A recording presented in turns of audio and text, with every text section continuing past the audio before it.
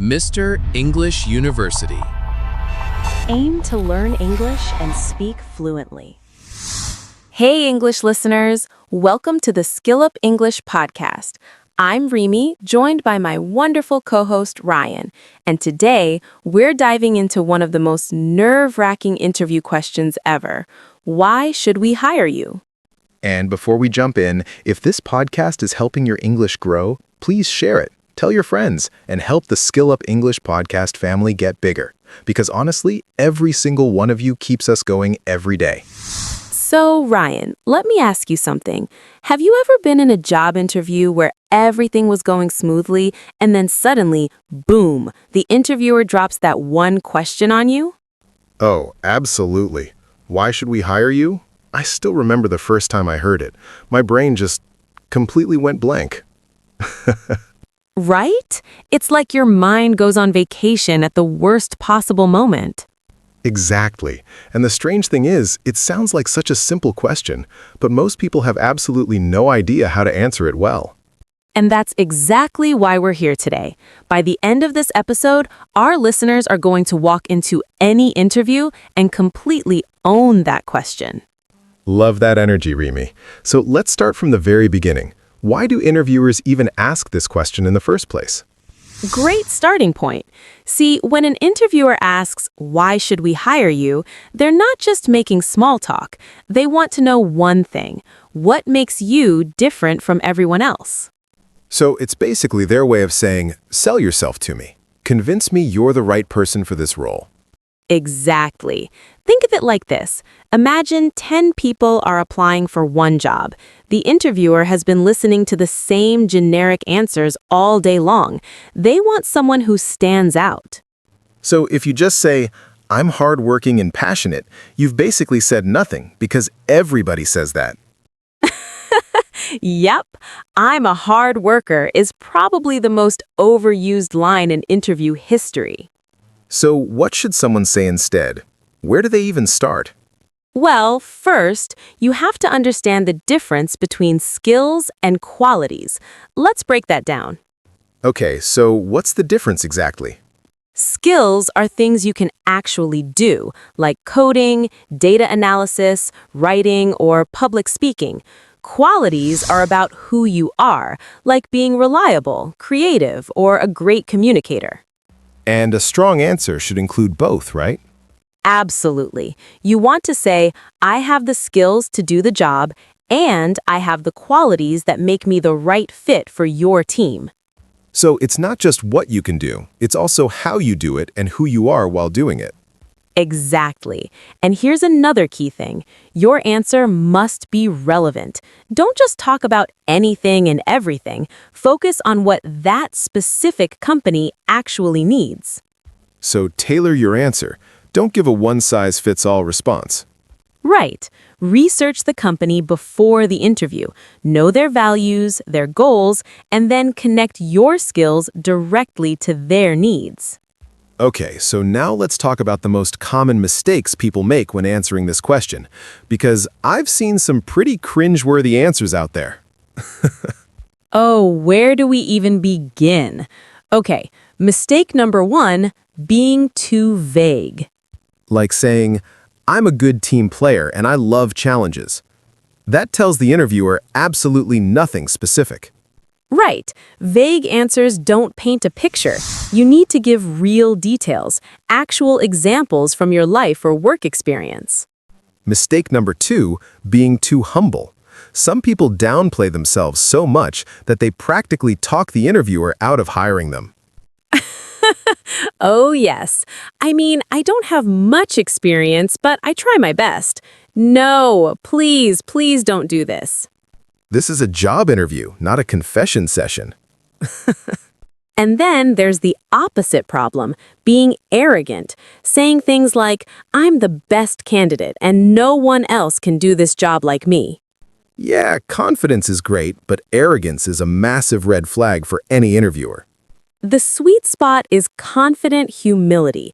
Believe in yourself, but show respect for the process. So now let's talk about what a great answer actually looks like.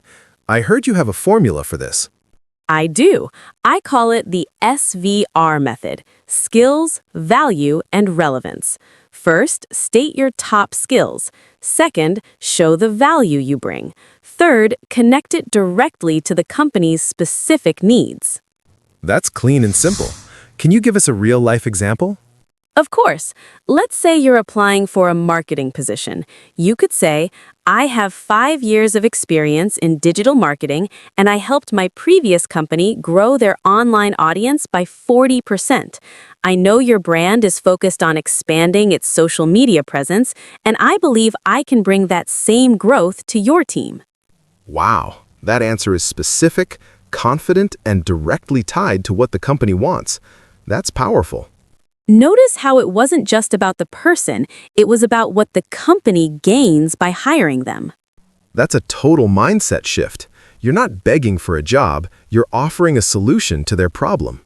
Exactly. Think of yourself as someone who solves problems, not just fills a position. So, how do you actually figure out what problems a company has before the interview? Research. Before any interview, go to their website, read their mission statement, check their recent news, look at their job posting very carefully, understand what they're struggling with. And then frame your experience as the answer to those struggles. You're basically saying, here's your problem and here's why I'm your solution. Beautifully put. And one more thing, don't forget to mention your track record. That's your history of proven success. Real numbers, real results. Right, because anyone can claim to be good at something, but when you say, I increased sales by 30% in 6 months, that's not a promise, that's proof. And proof is always more powerful than promises, every single time. So, in a nutshell, research the company, connect your experience to their needs, and back it up with real results. Now, let's talk about soft skills, because I think a lot of people seriously underestimate just how important they are. Hugely important. Soft skills are things like communication, problem solving, adaptability, empathy. They're not always easy to measure, but they are critical in any workplace. And interviewers are always scanning for them, even if they don't say it directly.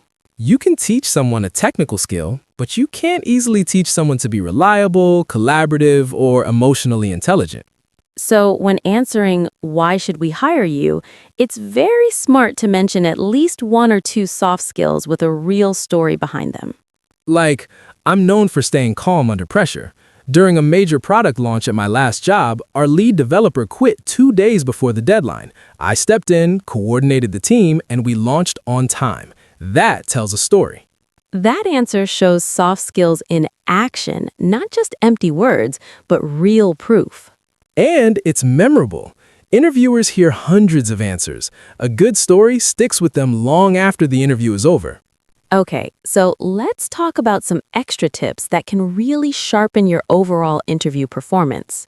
Tip 1, use confident body language. Sit up straight, make steady eye contact, and don't fidget. Your body sends a message even when you're not speaking. Tip 2, match your energy to the company culture. If it's a creative startup, be energetic and show innovation. If it's a formal corporate setting, be polished and professional. Tip 3, never speak badly about your previous employer. Even if your last job was an absolute nightmare, stay positive. Because it makes you look unprofessional, not your old employer. Tip 4, show genuine curiosity about the role. Something like, I've been following your company's journey for a while and I'm truly inspired by your mission. That goes a long way. And tip 5, close strong. Don't let your answer trail off weakly. End with a clear, confident statement that reinforces why you are absolutely the right choice. Because that final line is what they'll remember most. You know what I love about this question? When you really think about it, it's actually a gift. What do you mean by that? Because it's your open invitation to sell yourself.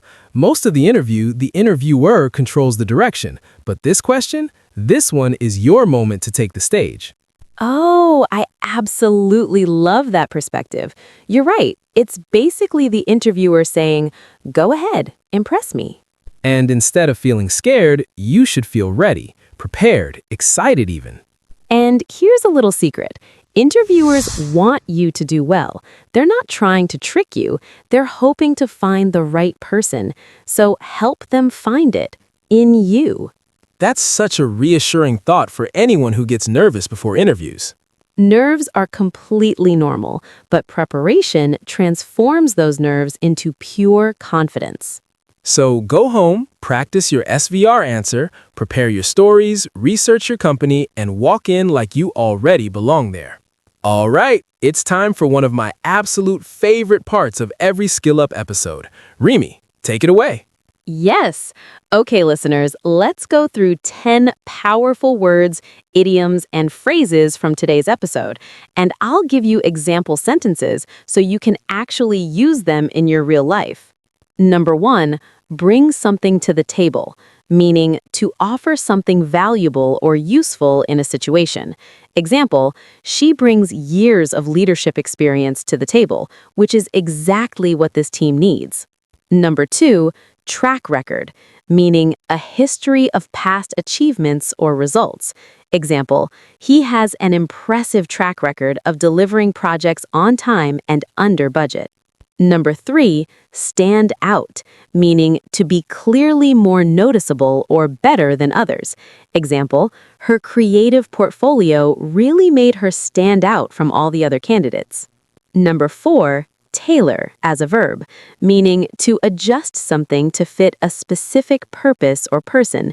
Example, always tailor your resume to match the job description before you apply. Number 5, soft skills, meaning personal and interpersonal qualities like communication, empathy, and teamwork. Example, technical skills got her the interview, but her soft skills got her the job. Number 6, hit the ground running, meaning to start something immediately and energetically without needing time to prepare. Example, we need someone who can hit the ground running on day 1, no hand-holding required. Number 7, go-getter, meaning a highly ambitious and driven person who takes initiative without being told. Example, he's a real go-getter, always volunteering for extra projects and pushing for better results. Number 8, red flag, meaning a warning sign that something might be wrong or problematic. Example, talking badly about your previous employer in an interview is a huge red flag for any recruiter.